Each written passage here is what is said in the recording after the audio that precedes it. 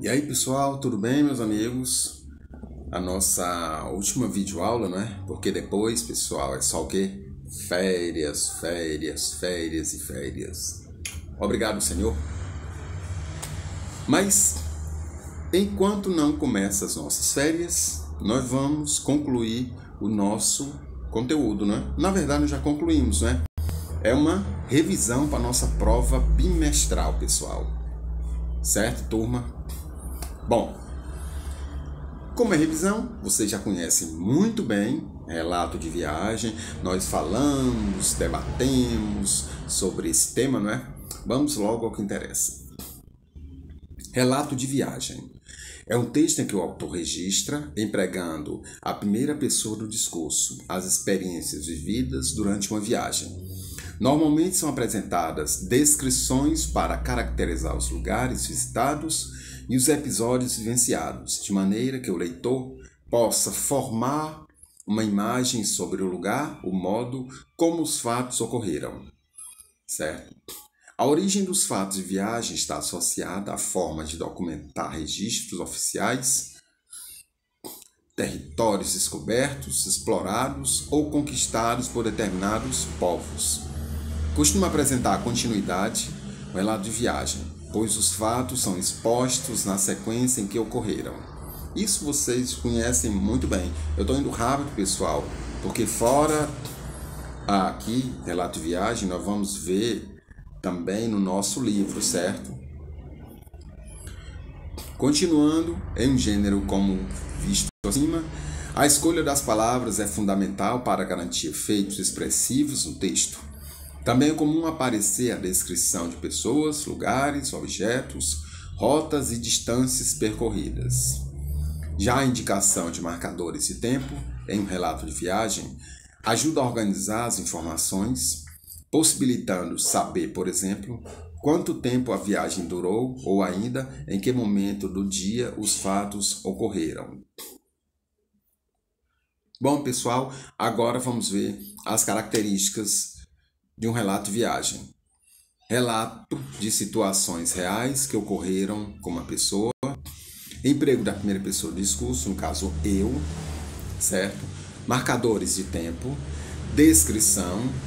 Escrito no tempo passado, claro, não é? Linguagem informal. Enredo pessoal. Apresenta a opinião do autor sobre o lugar, a cultura, as pessoas, etc. E temas variados, diversos, certo? Informação organizada de forma cronológica, apresentando os fatos da forma como eles ocorreram, claro, tem que ser verídico, não é, pessoal? Objetividade e precisão indicam, de fato, como é realmente o local e os fatos observados, ajudando ao leitor a fazer uma imagem do que está sendo retratado.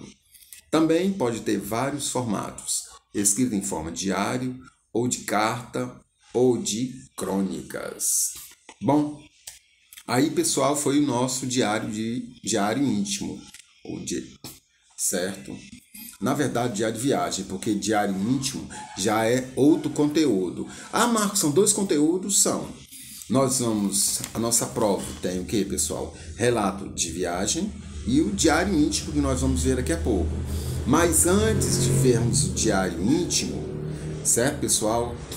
Nós vamos ver algumas páginas que vocês vão ter que estudar para a prova do relato de viagem, certo? Claro, deixando bem claro, pessoal, é uma prova só, certo?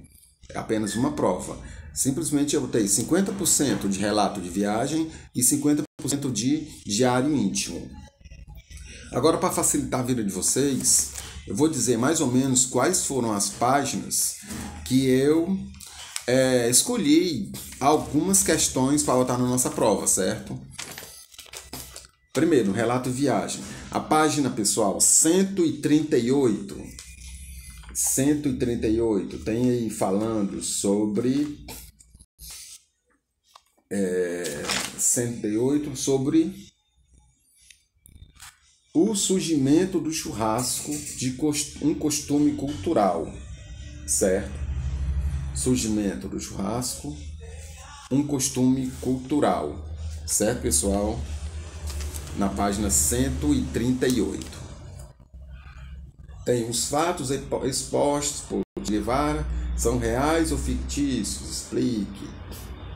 A origem dos relatos de viagem. Essa página aqui, dê uma olhada com atenção, tá bom?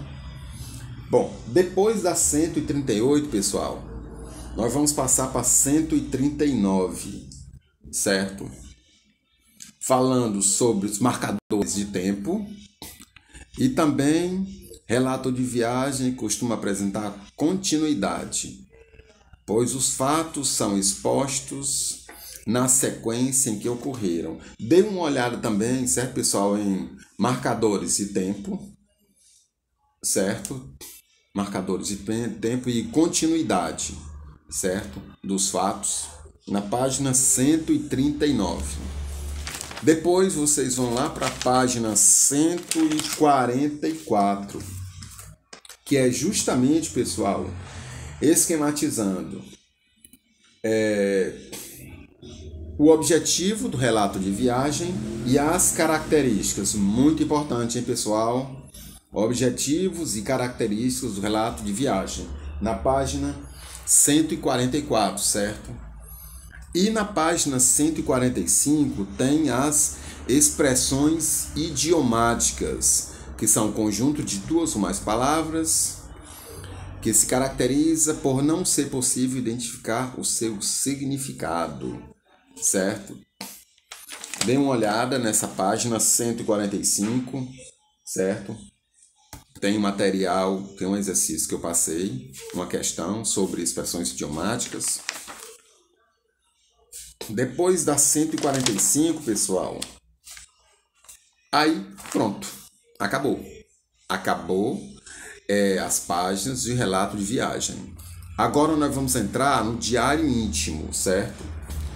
Que é a partir da página 153, pessoal. Página 153. Mas antes de vermos o nosso livro, vamos dar uma olhada aqui, certo? Diário. O diário é um gênero de texto pessoal em que uma pessoa relata experiências, ideias, opiniões, desejos, sentimentos, acontecimentos e fatos do cotidiano, do dia a dia, certo? Objetivo: registrar memórias, reflexões, sentimentos e experiências vividas. O principal objetivo é isso, certo, pessoal? E quais são as características? Relatos pessoais, histórias verídicas, verdadeiras, não é? Registro de acontecimentos, escritos em primeira pessoa, claro, diário íntimo, não é? Eu escrevi, então é primeira pessoa. Registro em ordem cronológica, sequenciada, certo? Caráter intimista e confidente. Caráter intimista e confidente é uma coisa particular sua, certo, pessoal? Por isso. Subjetividade e espontaneidade. Subjetividade por quê? Porque traz o quê? Sentimento, traz emoção, certo?